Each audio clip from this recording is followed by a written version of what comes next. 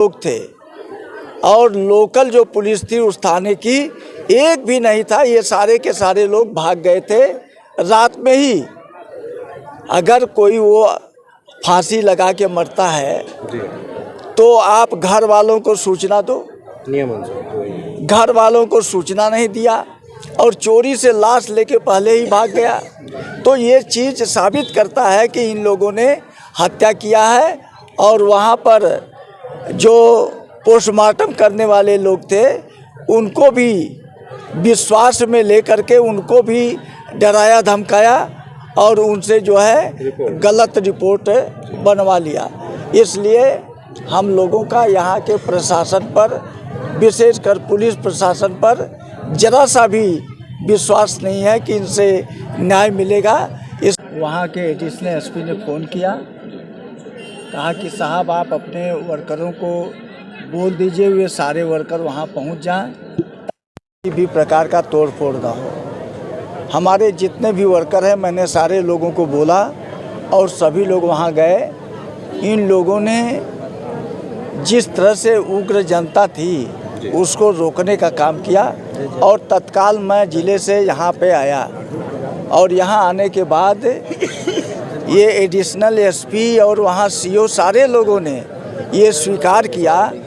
SDM वहाँ मौजूद थे और उन्होंने कहा कि यह फांसी नहीं बल्कि ये हत्या की गई है। उन लोगों ने स्वीकार किया और उसी आधार पर उन सबों को सस्पेंड किया गया।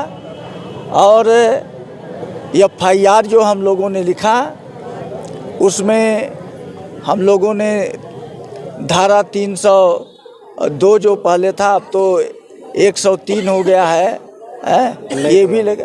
हाँ, नई प्रणाली के तहत। और SC ST एक्ट भी वो लगा है और ये जो हम लोगों को रिपोर्ट मिली है, लेकिन इससे कुछ होने वाला नहीं है क्योंकि वहाँ का जो SSP है यहाँ का वो इसको मानने के लिए तैयार नहीं है। तो सबसे बड़ा दोषी तो SSP है। हम लोग जब यहाँ आए तो यहाँ पर पूरा PAC के लोग थे और लोकल जो पुलिस थी उस थाने की एक भी नहीं था। ये सारे के सारे लोग भाग गए थे रात में ही। अगर कोई वो फांसी लगा के मरता है तो आप घर वालों को सूचना दो। घर वालों को सूचना नहीं दिया और चोरी से लाश लेके पहले ही भाग गया। तो ये चीज़ साबित करता है कि इन लोगों ने हत्या किया है। और वहाँ पर जो पोस्टमार्टम करने वाले लोग थे उनको भी विश्वास में लेकर के उनको भी डराया धमकाया और उनसे जो है गलत रिपोर्ट बनवा लिया। इसलिए हम लोगों का यहाँ के प्रशासन पर, विशेषकर पुलिस प्रशासन पर जरा सा भी विश्वास नहीं है कि इनसे न्याय मिलेगा। इसलिए हम लोग इसकी CBI जांच चाहते हैं कि जब तक CBI जांच नहीं होगी तब तक सही न्याय नहीं मिल पाएगा। क्योंकि इस तरह की घटनाएं अगर आज यहाँ हुई तो कल दूसरे जगह भी होगी और पुलिस बिल्कुल भी किसी की बात मानने के लिए तैयार नहीं है। छोटी मोटी भी घटना हो रही है तो आप पैसा दीजिए, तुरंत आप वो कर दीजिए।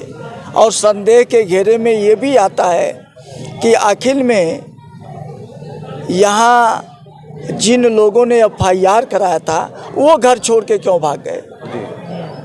थानाध्यक्ष ये थाना छोड़ के क्यों भाग गया? दीवान क्यों छोड़ करके भाग गए?